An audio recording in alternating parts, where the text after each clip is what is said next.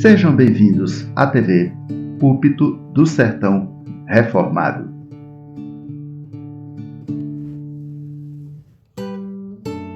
Credo apostólico, o credo apostólico, a nossa fé tem razão. A nossa fé tem razão. Eu acho que dá para projetar aí, não é, Daniel, Mateus? O credo. Senão não tem problema. A gente lê aqui do aplicativo mesmo. O credo apostólico, a nossa fé tem razão. Já dissemos aqui que o credo apostólico é um documento que ficou pronto mesmo, a partir do século VIII, mas ele começou a ser preparado bem antes, logo no primeiro século, no segundo século, no terceiro século, quando os pastores das igrejas, pensando na catequização das ovelhas de Cristo, catequização / instrução, eles elaboraram os seus próprios mini-credos, nós chamamos de protocredais. Eles elaboraram os seus mini-credos para instruir as ovelhas que o Senhor havia confiado a eles. Aí, com o tempo, esses mini-credos foram se encontrando, e aí o resultado é o credo apostólico. Recebeu o nome de credo apostólico porque, de fato, é toda baseada na doutrina dos apóstolos. Um resumo. É um credo que tem 3 partes.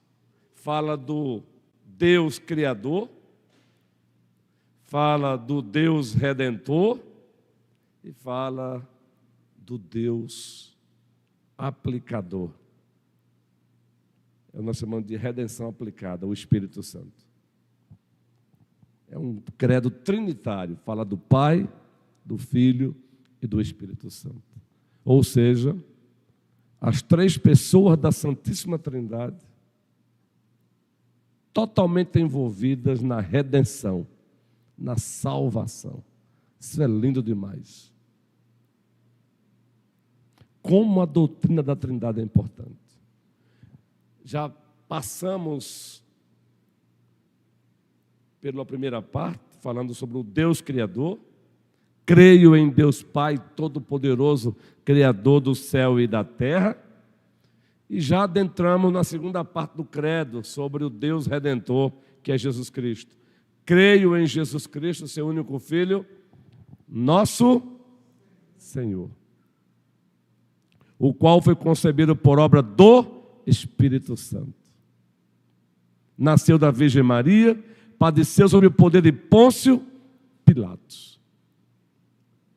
Foi crucificado, morto e sepultado. Ressurgiu dos mortos ao 3º dia. Subiu ao céu.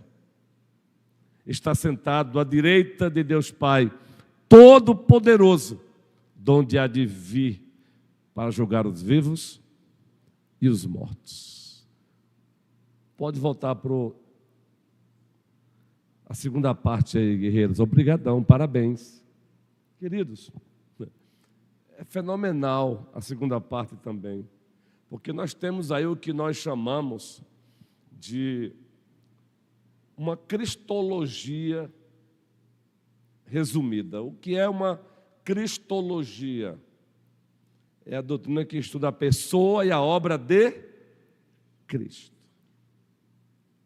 Chamamos no seminário de cristologia, porque emana de Cristo, Christos. Christos é o seu título em grego, Christos.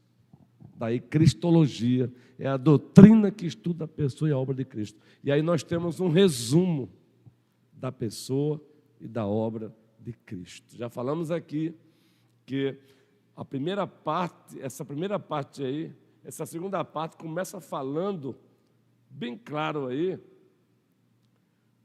da eternidade de Cristo, a sua pré-existência, pois quando a Bíblia fala creio em Jesus e Jesus Cristo, O significado do nome Jesus é aquele que salvará o seu povo dos seus pecados, e só um salva, só um pode salvar, que é Deus. Então, os nossos irmãos na fé do passado, eles deixaram bem claro, Jesus é Deus. É muito profundo. Só o nome Jesus tem muito a nos ensinar, já falamos aqui. E como Ele é Deus, lembre-se, Ele é eterno. No princípio era o Verbo estava com Deus e o Verbo era Deus. Ele estava no princípio com Deus. Está lá. Então a eternidade dele, a divindade dele, veja, a eternidade, a sua pré-existência, eternidade, a sua própria divindade. O nome Jesus aponta para a sua divindade também. Ele é a segunda pessoa da Santíssima Trindade. Isso é maravilhoso, não é? E também o nome Jesus, associado ao título Cristo, aponta para a sua plena humanidade. Jesus Christos, ou seja, o ungido de Deus, aquele que foi prometido lá em Gênesis 3, já falamos sobre isso aqui. Olha só que maravilha, sua plena humanidade, e como perfeito homem, ele é o Cristo de Deus, ele é o Messias de Deus. Olha só, nós encontramos aí a doutrina das duas naturezas do Redentor, plenamente Deus, plenamente homem. O nosso colega de ministério, o pastor Heber Campos, o pai, ele escreveu uma série de livros só sobre a pessoa de Cristo e sua obra. Um deles é As Duas Naturezas do Redentor. Gente, é muito lindo isso. Quando, com frequência, ressaltamos para a igreja a questão da Trindade, não é porque é simplesmente bonito usar a terminologia, é porque a doutrina da Trindade é pilar da fé. Não é porque é bonitinho só não, quer dizer, é porque é pilar. Quando falamos das duas naturezas do Redentor, isso é imprescindível, porque se ele não fosse plenamente homem e nem plenamente Deus, ele não seria o nosso Salvador. Isso é Bíblia. Uma só pessoa. Então vejam, creio em Jesus Cristo. Seu único Filho aponta para a sua pré-existência, a sua eternidade, a sua divindade e a sua plena humanidade. Como também aponta para o ofício de perfeito profeta, perfeito sacerdote, perfeito rei. Vocês percebem quantos ensinamentos nós temos na segunda parte do credo, e tudo baseado nas Escrituras. Isso é lindo, gente. Camila Guerreira. É muito lindo isso. Eu recomendo você pegar os nossos manuais de doutrina. São os manuais de doutrina dos presbiterianos, das igrejas reformadas como um todo. Alguns batistas também usam, alguns congregacionais também usam. Quando falamos alguns, porque alguns até desconhecem. E não estamos falando do que desconhecem para desdenhar deles, não. Porque com o tempo foram abandonando a história deles, as origens deles. Alguns. Mas os nossos manuais de doutrina, elaborados com base nas Escrituras, que nós chamamos de catecismos maior e menor, tente pegar lá, ou maior ou menor. Pegue o maior. Você encontra aí nos aplicativos. A pergunta, ou a confissão belga, mas pegue esses aí. Ou o catecismo de Heidelberg, também tem lá no aplicativo Conf. Por que ele tinha que ser plenamente homem? Por que o Redentor tinha que ser plenamente homem? E aí você vai ver a beleza desse. E por que ele também tem que ser plenamente Deus? Aí você vai ver a beleza, gente. Entende? Querido, isso influencia até na nossa adoração. Não é para complicar para a igreja usar essa terminologia, não. É justamente para instruir a igreja. Observe a linguagem do apóstolo João. No princípio era o Verbo. O Verbo estava com Deus. E o Verbo era Deus. Só dessa afirmação, nós temos João falando sobre a pré-existência de Cristo, / eternidade. Falando da comunhão dele na Trindade, do Filho. A segunda pessoa da Santíssima Trindade. O Logos de Deus. E falando da sua divindade. No princípio era o Verbo estava com Deus, falando aí da comunhão intratrinitária. Não se perturbe com essa linguagem. Intra é algo para dentro. Intra é algo para dentro. Intratrinitária. Ou seja, de eternidade a eternidade, o Pai, o Filho e o Espírito Santo se relacionam. Por isso a linguagem é comunhão intratrinitária. Então, quando João diz, no princípio era o Verbo, e o Verbo estava com Deus, está falando aí de relacionamento entre as três pessoas da Santíssima Trindade, gente. É por isso que quando alguém diz, alguns coaches, estamos falando de alguns coaches, para não desprezar hoje essa profissão. Tem gente boa aí, não é? Tem coach empresarial, tem gente boa. Alguns colegas pastores precisam tomar cuidado na ânsia de combater os teólogos coaches, os pastores coaches, para não desprezar os coaches de fato, não é?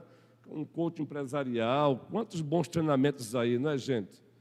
Futebol e tudo mais aí. O problema é quando o pastor ele quer ser coach, ou quando o coach quer ser pastor sem ser pastor. Esse é o problema. Mas, meus irmãos, preste bem atenção. Quando alguns desses pastores coaches escrevem os seus livros e dizem assim, o Senhor criou porque Ele tinha necessidade de se relacionar. Isso é uma afronta a Ele. Ele não te criou porque Ele tinha necessidade de se relacionar. Porque Deus é autossuficiente, ele se basta, porque Ele é o triuno Deus, o Pai, o Filho e o Espírito Santo. Ele criou porque aprove Ele te criar. Há uma diferença aí.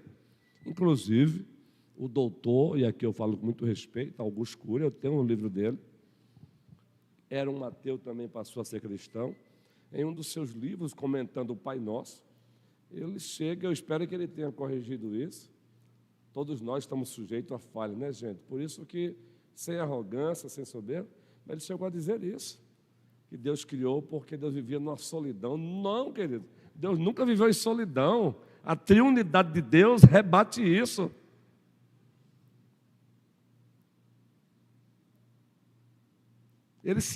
Deus é autossuficiente, meu irmão. De eternidade a eternidade, o Pai, o Filho e o Espírito Santo se relacionam. Um cheiro, diácono Luciano. Abençoa lá a turma, né? Deus te abençoe. Acampamento. Entenderam aí, gente? Creio em Jesus Cristo, seu único Filho.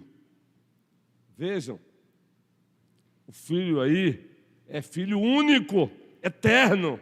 Nós somos filhos adotados, Ele é eterno. Quando se fala da filiação de Cristo, também aponta para a sua divindade. Jesus não passou a ser filho, Ele sempre foi filho na economia da divindade. Tanto, quando falamos da trindade, duas expressões que nós usamos, trindade ontológica, o ser, a essência é a mesma, por isso que o Pai é Deus, o Filho é Deus, o Espírito Santo é Deus. A palavra ontológica vem de onto, ser. E a trindade econômica, a trindade funcional, de eternidade a eternidade. Gente, o Pai é Pai, o Filho é o Filho, e o Espírito Santo é o Espírito Santo. mas ao mesmo tempo a mesma essência. O Pai é Deus, o Filho é Deus, o Espírito Santo é Deus. Não são três papéis de um Deus, são pessoas distintas, porém inseparáveis. Isso é maravilhoso, guerreiros. A gente não explica, a gente descreve, porque ele se deu a conhecer assim. Mateus 3. João batiza Jesus. E o que é que nos é dito lá? Desceu o quê? O Espírito Santo, Sandra Verdinha, carinhosamente, em forma de uma. E uma voz do céu disse: esse é meu filho amado, em quem me comprazo. Meus irmãos, preste bem atenção, isso é lindo de ver. Em quem me comprazo. O Pai está dizendo: eu tenho prazer nele. Eu tenho todo o prazer nele. Em quem me comprazo. Eu me alegro no meu filho. Gente, coisa linda. Eu me alegro no meu filho. E é por isso, meu irmão, quem está em Cristo recebe esse mesmo carinho. Quem está em Cristo recebe essa mesma atenção. Vê que privilégio. A união com Cristo é uma doutrina linda que já não se prega hoje sobre a união com Cristo. Já não se prega hoje, porque não dá ibope, né? Não dá ibope falar da união com Cristo. A sua origem, natureza e propósito. Saber que você foi unido a Cristo, Carlos. E porque você foi unido a Cristo, meu irmão, esse eu me comprazo está sobre você também. Porque você foi unido a Cristo, você está em Cristo, Cristo está em você, meu irmão. Isso é lindo demais. O cristão precisa meditar nisso, isso vai influenciar o presbítero Rogério na adoração. Sabe por que muitas vezes as igrejas estão começando a querer algo mais para se alegrar? É porque não perceberam a beleza de Cristo. Estão deixando de perceber a beleza de Cristo, Cléo. Irmãos, quando nós percebemos a beleza de Cristo, o mais é mimo de Deus. É um mimo se ele der amém, se ele não der amém, porque Cristo já é tudo. Tudo. Precisamos resgatar a centralidade de Cristo, resgatando a beleza de Cristo. Existem 3 livros que a cultura cristã lançou. Eu tenho o privilégio de tê-los há muitos anos. E as capas continuam as mesmas, viu? Lindo, eu recomendo. Quem já adquiriu, ó, beleza. A beleza do Pai, cultura cristã. A beleza do Filho e a beleza do Espírito Santo. 3 livros da cultura cristã. Se você puder adquirir um dia, adquira. Não precisa comprar os 3 de vez, não, porque tudo é dinheiro, é grana, não é? Eu também preciso poupar a igreja. Mas adquira a beleza do Pai, a beleza do Filho e a beleza do Espírito Santo. São vários autores, um dos editores é Joel Bick. Mas se você quer 3 livros também de um autor só, Sproul. A Santidade de Deus, falando sobre o Pai, a glória de Cristo e o outro, o mistério do Espírito Santo. Esses já são mais antigos, mas atuais como sempre, porque a Bíblia é atual. Essa é uma trilogia de Sproul. Já está com o Senhor Sproul. Esse também eu tenho o privilégio de tê-los e recomendo também. Está aí no credo. Aí quando alguém nos perguntar para você, por que a sua igreja aqui acolá recita o credo como ato de adoração, não como crendice?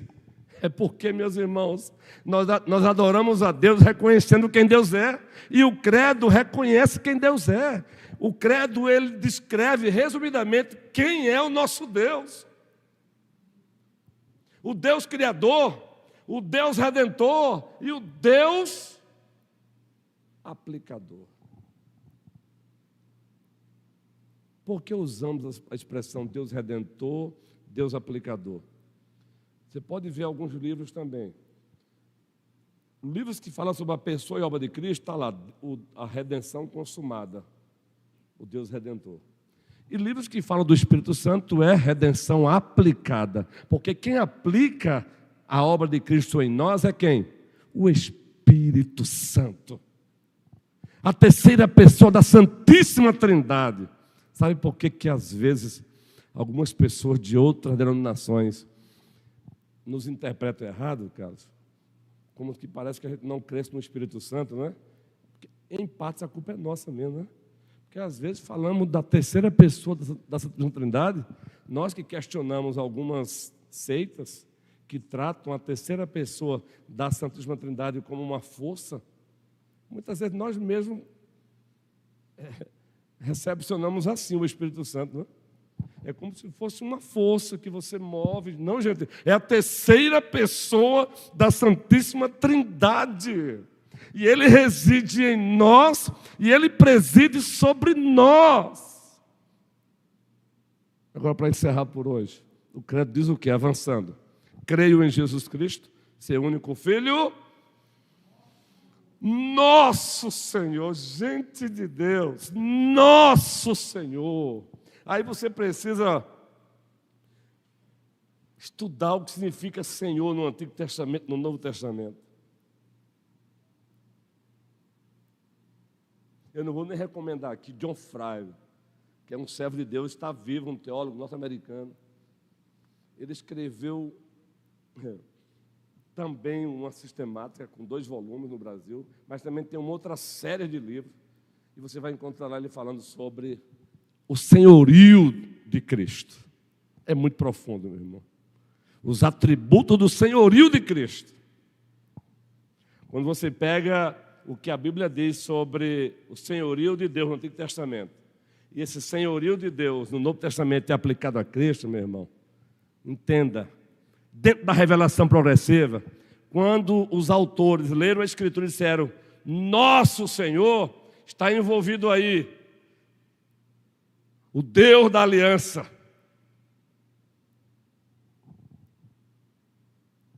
O eu sou, lá de Êxodo 3,14. E vocês já ouviram falar do 7 eu sou de João, não é?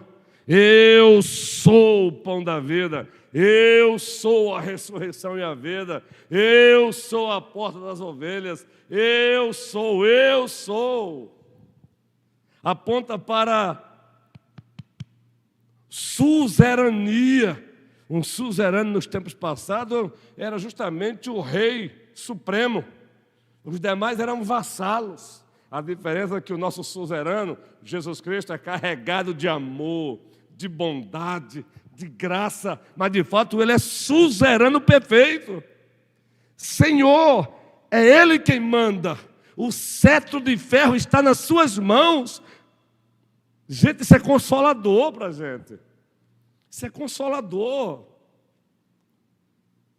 Pregamos domingo aqui Apocalipse 11, encerrando essa parte aí das 7 trombetas.